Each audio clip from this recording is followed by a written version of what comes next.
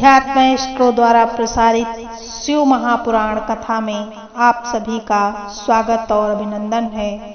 आप सुन रहे हैं अध्यात्म एस्ट्रो द्वारा प्रसारित मल्लिकार्जुन ज्योतिर्लिंग के विषय में। मल्लिकार्जुन ज्योतिर्लिंग दक्षिण भारत के कैलाश के नाम से जाना जाता है। यह दक्षिण भारत में कैलाश के नाम से मशहूर आंध्र प्रदेश का श्री मल्लिकार्जुन मंदिर भारत के 12 ज्योतिर्लिंगों में से एक है। ऐसी मान्यता है कि इस मंदिर के दर्शन करने से सभी मनोकामनाएं पूरी होती हैं।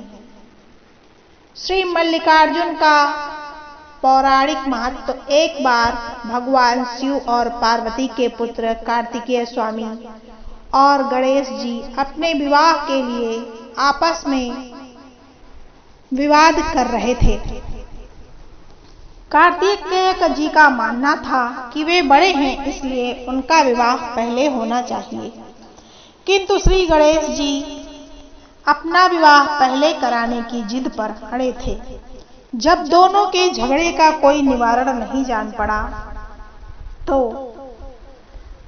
पिता महादेव और माता पार्वती को पता लगी कि किस कारण से ये लोग झगड़ा कर रहे हैं, तो उन्होंने इस झगड़े को खत्म करने के लिए कार्तिकेय और गणेश जी के सामने एक प्रस्ताव रखा।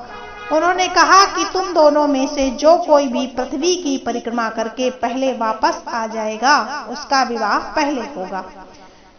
शर्त सुनते ही कार्तिकेय जी पृथ्वी की परिक्रमा करने के लिए दौड़ पड़े, लेकिन गणेश जी के लिए तो यह कार्य बहुत ही कठिन था। गणेश जी शरीर से स्थूल किंतु बुद्धि के सागर थे। उन्होंने एक उपाय सोचा और अपने माता पिता और अपनी माता पार्वती तथा पिता देवादिदेव महेश्वर से एक आसन पर बैठने का आग्रह किया। गणेश ने उनकी 7 परिक्रमा की। इस तरह से वह पृथ्वी की परिक्रमा से प्राप्त होने वाले फल की प्राप्ति के अधिकारी बन गए। उनकी चतुर्बुद्धि को देखकर शिव और पार्वती दोनों काफी खुश हुए और उन्होंने श्री गणेश का विवाह कार्तिकेय से पहले ही करा दिया।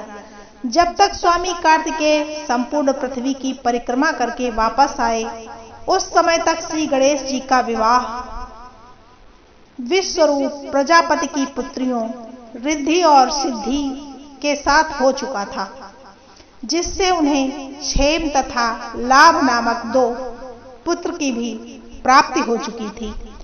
यह सब देखकर स्वामी कार्तिकेय नाराज हो गए और क्रौंच पर्वत की ओर चले गए। उन्हें मनाने के लिए देवर्षि नारद को भेजा गया, लेकिन वह नहीं आए। कार्तिकेय जी के चले जाने पर माता पार्वती भी क्रौंच पर्वत पहुंची। उधर भगवान शंकर भी ज्योतिर्लिंग के रूप में वहां प्रकट हुए। तभी से वह मल्लिकार्जुन ज्योतिर्लिंग के नाम से विख्यात हुआ। मल्लिका माता पार्वती का नाम है, जबकि अर्जुन भगवान शंकर को कहा जाता है। इस कथा के अलावा और भी कई कथाएं मल्लिकार्जुन ज्योतिर्लिंग के बारे में कही जाती हैं। यह श्रीशैलम आंध्र प्रदेश में स्थित है। रेल मार्ग है। यहाँ का नजदीकी रेलवे स्टेशन जो है वो है मरकापुर रोड, जो श्रीशैल मंदिर से 62 किलोमीटर की दूरी पर है। सड़क मार्ग विजयवाड़ा, तिरुपति, अनंतपुर, हैदराबाद और महबूब नगर से नियमित रूप से श्रीशैलम के लिए सरकारी और निजी बसें चलाई जाती हैं। वायु मार्ग से जाने के लिए श्रीशैलम से 137 किलोमीटर की दूरी पर स्थित हैदराबाद का राजीव गांधी अंतर्राष्ट्रीय एयरपोर्ट सबसे नजदीकी एयरपोर्ट है। इस प्रकार मल्लिकार्जुन ज्योतिर्लिंग की यात्रा की जा सकती है। मल्लिकार्जुन ज्योतिर्लिंग आंध्र प्रदेश के कृष्णा जिले में कृष्णा नदी के तट पर श्रीशैल पर्वत पर मल्लिकार्जुन ज्योतिर्लिंग विराजमान है। इसे दक्षिण का कैलाश कहते हैं या इसे श्री शैलम भी कहते हैं। श्री भ्रमबा मल्लिकार्जुन मंदिर एक हिंदू मंदिर है जो भगवान शिव और पार्वती को समर्पित है, जो भारत के आंध्र राज्य के श्री शैलम में स्थित है। मल्लिकार्जुन ज्योतिर्लिंग के विषय में शिव पुराण में जो कथा वर्णित है वह इस प्रकार है। इस कथा के अनुसार भगवान शंकर के दोनों पुत्रों में आपस में इस बात पर विवाद उत्पन्न हो गया कि पहले किसका विवाह होगा। जब श्री गणेश और श्री कार्तिकेय इस विवाद में किसी हल पर नहीं पहुंच पाए तो दोनों अपना अपना मत लेकर भगवान शंकर और माता पार्वती के पास गए। अपने दोनों पुत्रों को इस प्रकार लड़ता देखकर पहले माता पिता ने दोनों को समझाने की कोशिश की, परंतु जब वे किसी प्रकार से गणेश और कार्तिकेय को समझाने में सफल नहीं हुए तो उन्होंने दोनों के सामने एक शर्त रखी। दोनों से कहा कि आप दोनों में से जो भी पृथ्वी का पूरा चक्कर सबसे पहले लगाने में समर्थ रहेगा उसी का सबसे पहले विवाह कर दिया जाएगा। विवाह की यह शर्त सुनकर दोनों को बहुत प्रसन्नता हुई।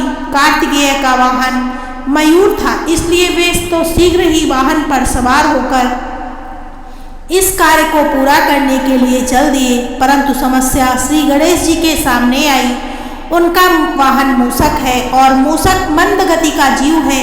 अपने वाहन की गति का विचार आते ही श्री गणेश समझ गए कि वे इस प्रतियोगिता में इस वाहन से नहीं जीत सकते। श्री गणेश हैं, चतुर हैं, बुद्धिमान हैं, तभी तो उन्हें बुद्धि का देवता का स्थान प्राप्त है।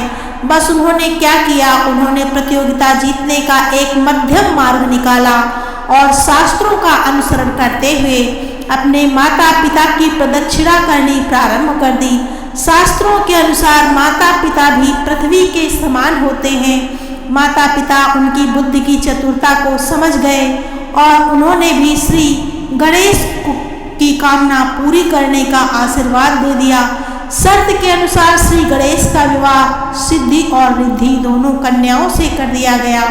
पृथ्वी की प्रदक्षिणा कर जब कार्तिकेय जी वापस लौटे तो उन्होंने देखा कि श्री गणेश का विवाह तो हो चुका है और वे शर्त हार गए हैं। श्री गणेश की बुद्धिमानी से कार्तिकेय जी नाराज होकर श्री शैल पर्वत पर चले गए।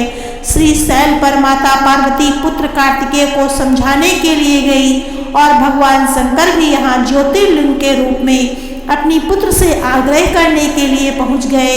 उसी समय से श्री शैल पर्वत पर मल्लिकार्जुन ज्योतिर्लिंग की स्थापना हुई और इस पर्वत पर शिव जी का पूजन करना पुण्यकारी हो गया। श्री मल्लिकार्जुन मंदिर निर्माण कथा इस पौराणिक कथा के अलावा भी श्री मल्लिकार्जुन ज्योतिर्लिंग के संबंध में एक किंवदंती भी प्रसिद्ध है। किंवदंती के अनुसार एक समय की बात है कि श्री शैल पर्वत के निकट एक राजा था जिसका नाम चंद्रगुप्त था। उस राजा की एक कन्या थी। वह कन्या अपनी किसी मनोकामना की पूर्ति हेतु महलों को छोड़कर श्री शैल पर्वत पर स्थित एक आश्रम में रह रही थी। उस कन्या के पास एक सुंदर गाय थी। प्रति रात्रि जब कन्या सो जाती थी तो उसकी गाय का दूध कोई और दूह ले जाता था। एक रात्रि कन्या सोई नहीं और जागकर चोर को पकड़ने का प्रयास करने लगी।